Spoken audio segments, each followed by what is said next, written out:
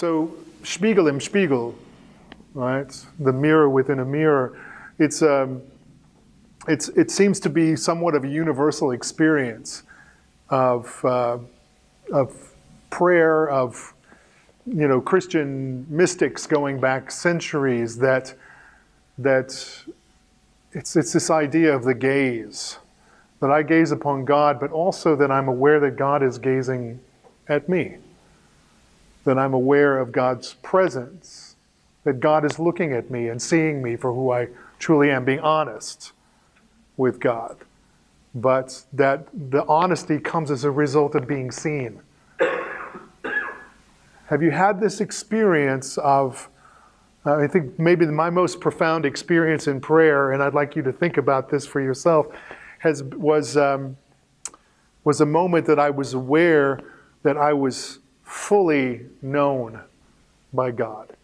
Like I felt like I was being shot through my entire being, physically, emotionally, mentally, spiritually, known to the furthest reaches of my being, but also simultaneously being loved and accepted, fully loved and accepted just as I am. Right? Yes? Yeah, right. So, I mean, this again, I was surprised when I first experienced this. It's not something that I experience on a regular basis, but that also to read, again, 2,000 years plus of history of people having the same experience of this. That God, I mean, how can God know us so fully? Like, we were just listening in the plenary about David and God, working despite David, and I feel like that all the time. Like, oh my gosh, how can I be so fully known, as who I really am? All the dirt. And yet, fully loved and accepted at the same time. This is the incredibly profound thing. So, I think that if you think about, and you can share or not, but I would like for you to think for just a moment about the moment or moments in prayer where you have, they're most meaningful to you. Can we create an atmosphere or a disposition in our own hearts and minds to open ourselves to this? It's a question. It's a question. But the active part of it has to do with what we would call contemplation. So I came in contact with this little book over the last year, a German philosopher named Josef Pieper. You may be familiar with him. I'll leave the book, you're welcome to take a look at it. It's obviously very short and things, but it kind of rocked my world, this book. The title of it is Only the Lover Sings. The subtitle is Art and Contemplation. And I'll read one thing which sort of relates to some things that we've just talked about. He says, the ultimate fulfillment, the absolute meaningful activity, the most perfect expression of being alive, the deepest satisfaction, and the fullest achievement of human existence must happen in an instant of beholding, namely in the contemplating awareness of the world's ultimate and intrinsic foundation. It's a lot there, right?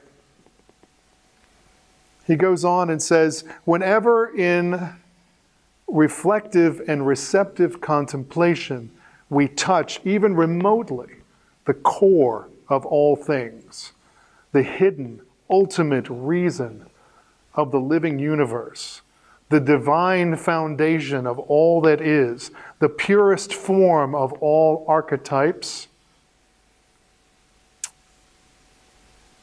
whenever and wherever we thus behold the very essence of reality, there is an activity that is meaningful, that in itself is meaningful. Right? There aren't many things that we can do that are meaningful in themselves. Most of what we do is a means towards another end. But now we're talking about the ultimate end, which of course we know to be God. But what is it that allows us or facilitates us having this kind of meaningful contact with the very essence of reality? Right? And it's interesting to me because I spend most of my time with works of genius. It's a great privilege. Most of my time sitting in a chair with a book in my lap. The vast majority of my time. It takes weeks and months to learn a score. A Mahler symphony or something like this. But I have a lot of time this is an act of worship for me. I'm not worshiping Mahler, don't get me wrong. wrong idolatry there.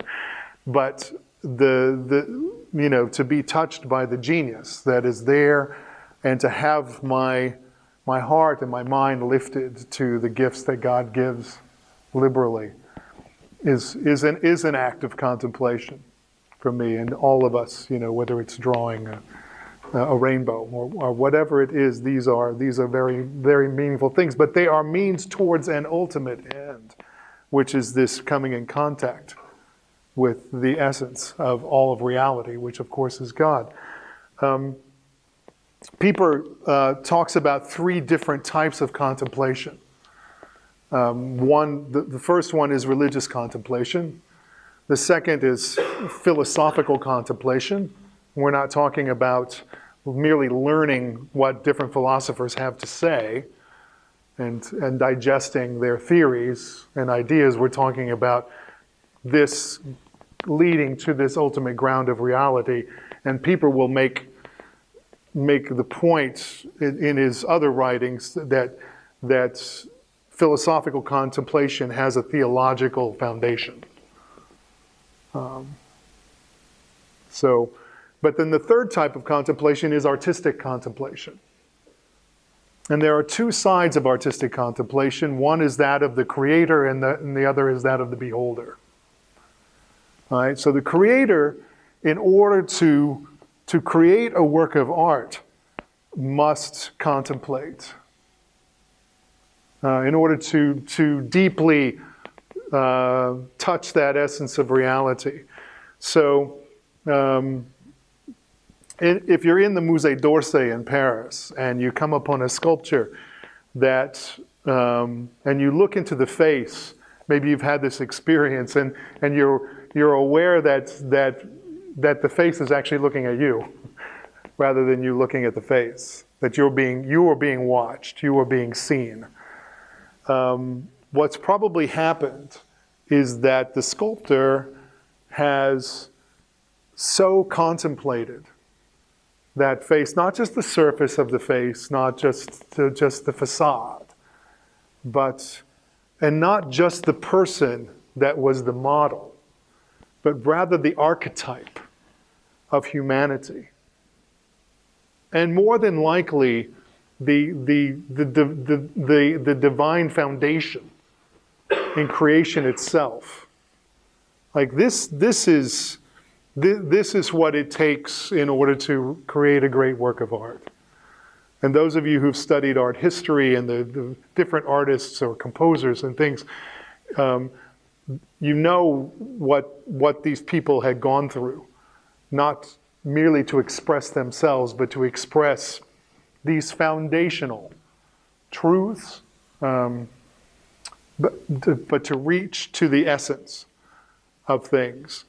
So that's the first level of artistic contemplation, is that of the creator artist. The other side of it, of course, is those of us who are beholding. Those of us who are looking at the piece of art, who are listening to the piece of music, who are reading the poetry. We are allowed to then participate in what has been contemplated, and then this will facilitate our own contemplation of these essences of reality. I would suggest that in that space, because it may not be a specifically Christian work that we're contemplating, but within that space, when our thoughts are lifted or deepened into these essences, that the Holy Spirit inhabits that space. That's where the Spirit of God can come in contact with us. And we facilitate then, or participate in the work of God by quieting ourselves, by ceasing striving, and rather allowing ourselves to contemplate. Right? Let's talk about what happened to art in the 20th century, and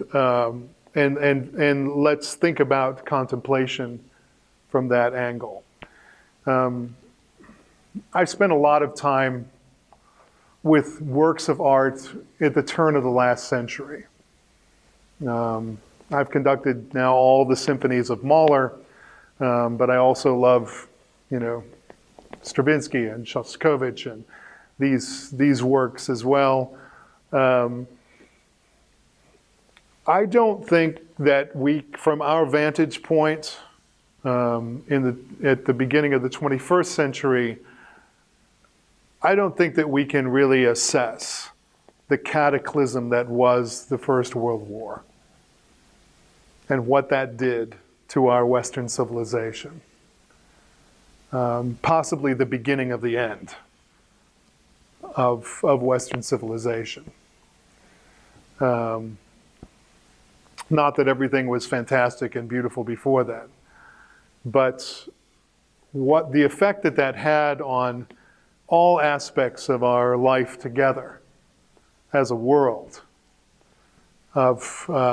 in philosophy and literature and artistic output, obviously in politics, the devastating last 100 years that we've had, that continues into this day.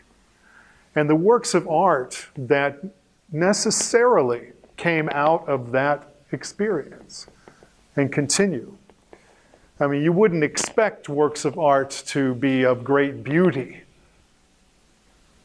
coming out of that experience. When I listen to the music, the collapse of tonality at the time that paralleled the collapse of Western civilization, when I look at Mahler, who died in 1911, and his contemporaries, whether it's the artists of Edvard Munch or Kokoschka or these people were prophets. They saw what was coming. There was electricity here in Europe. In the States, we're clueless as always.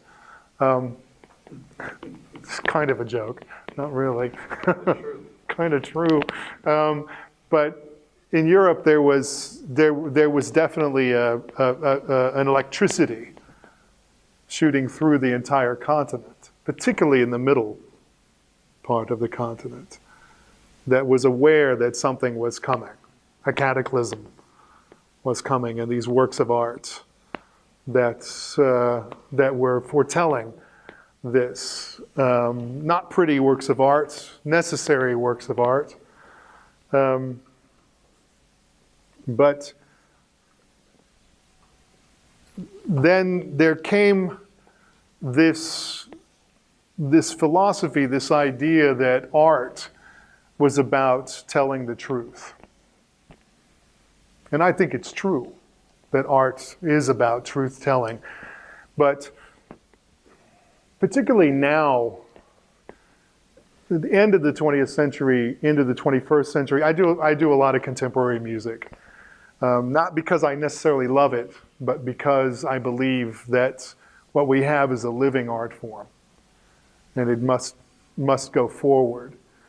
Although I get tired with a lot of the contemporary music that I'm involved with, because I see a lot of what I would call navel gazing, a lot of emphasis on self-expression and the way I see the world, and so as an artist, as a creator. So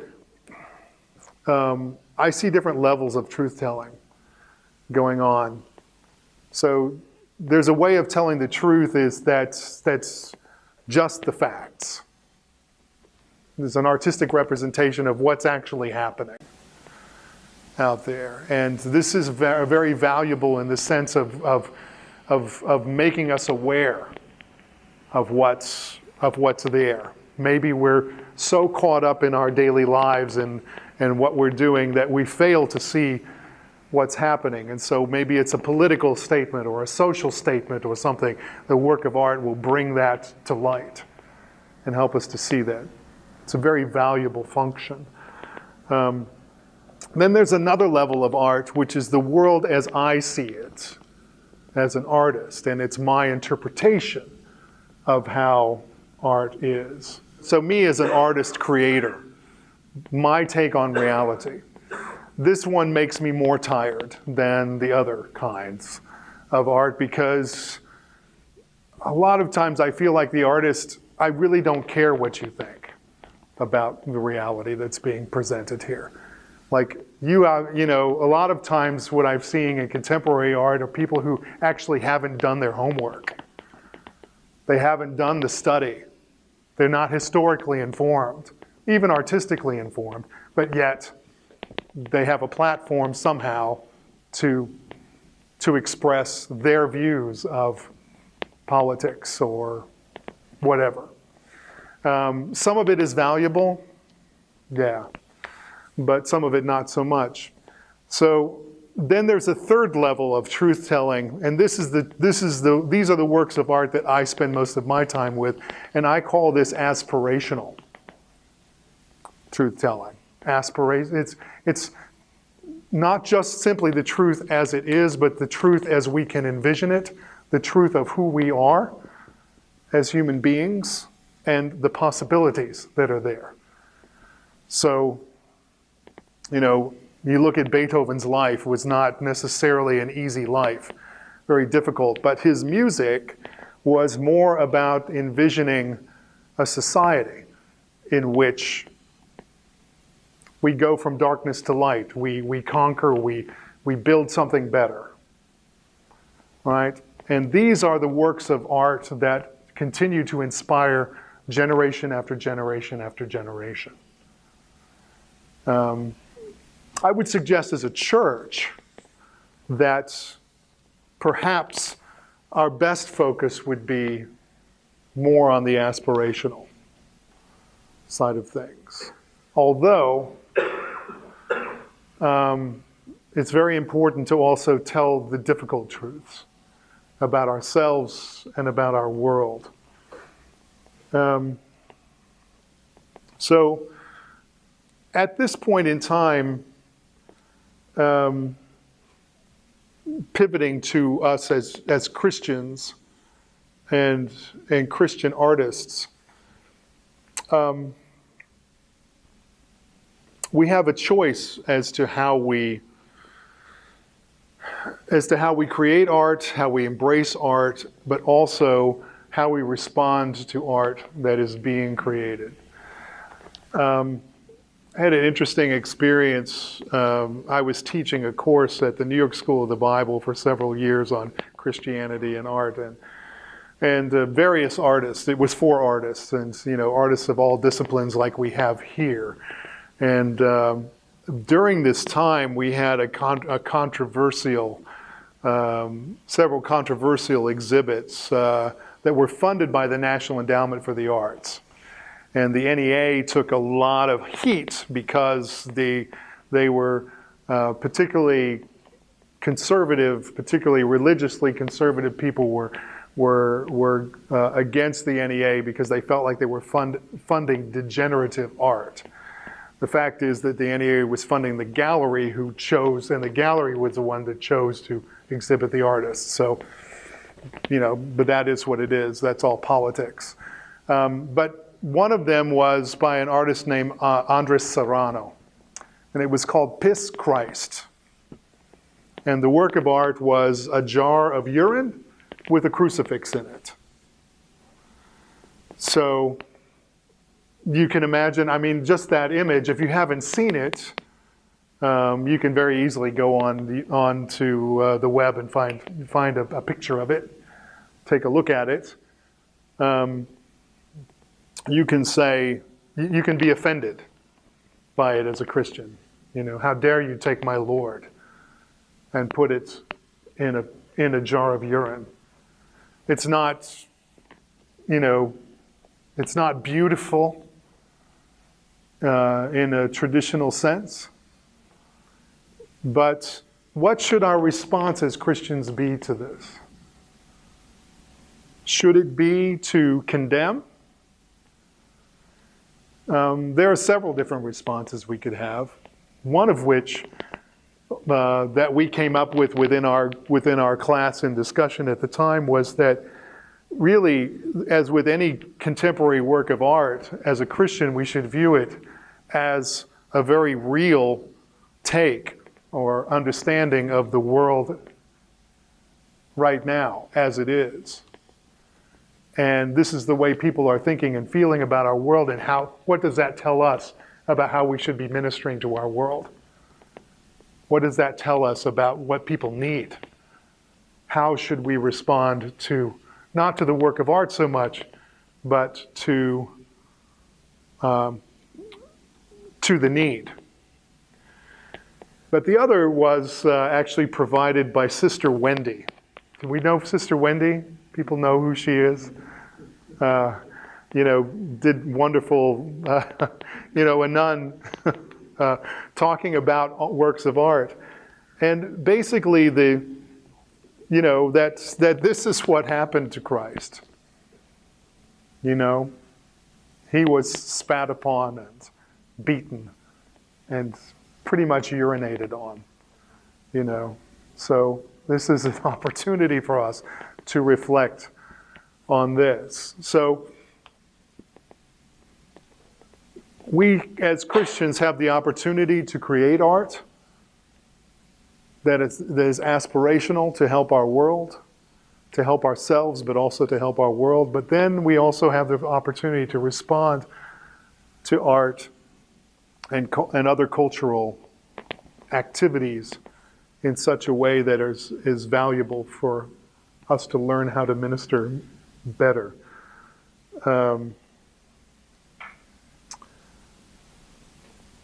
How can we rediscover contemplation?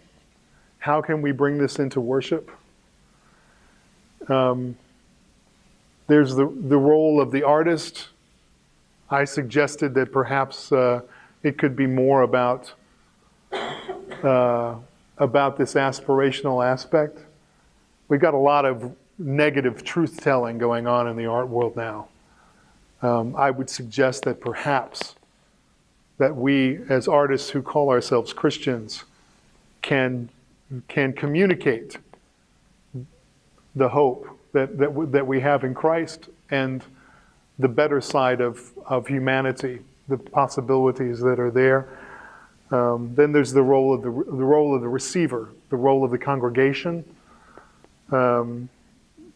That it would be very helpful if we would open our eyes and our ears to art as a way of worship, as a way of contemplating our world. I'll end with this, that as an orchestra conductor right now in our society where we are now, I'm struggling to find a way to articulate why it's important what I do. In a culture where the music that I perform, it seems to be increasingly irrelevant to the society in which I live. A society that's obsessed with entertainment and diversion and not contemplation. You know, I mean, we do educational programs for kids, with regularity. I do a lot of educating. Why do we do this? Why do we spend the money and the time and the effort on educational concerts?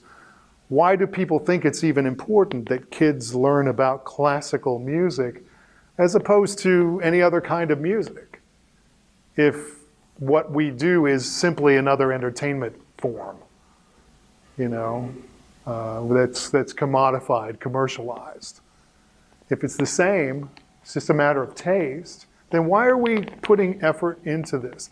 It's kind of an open-ended question at the moment. I'm going to write something about this, but I'm struggling to find it because I feel like when I ask people, even within my classical music world, why it's important, that when we start to respond, it's a lot of anecdotal things, like really kind of touchy-feely stuff about, all of this, but not so much, not very well communicated. My assistant conductor I was observing him rehearsing some of our youngest students in our youth orchestra program. These are kids who are like 10, 12 years old, maybe even 8 years old.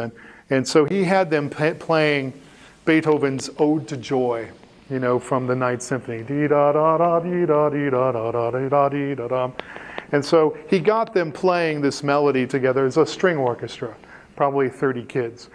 And then he just kept it going. And he stopped conducting them, and he was going around and adjusting their bows and helping them figure out how to play this.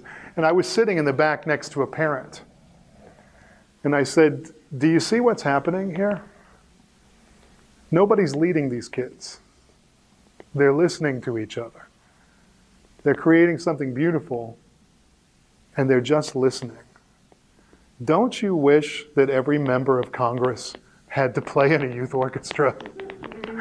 Don't you wish that Donald Trump had to play in a youth orchestra so that we could learn to listen to one another?" Right? So you could apply this to painting, you could apply this to all other kinds of art. At this particular moment in our history, to be able to look deeply, to be able to read well, to be able to listen carefully to one another is an incredible skill. It's not about more information. That's not what this moment's about. We need to connect with each other. We need to contemplate things that are higher than ourselves. This is the value of art and contemplation.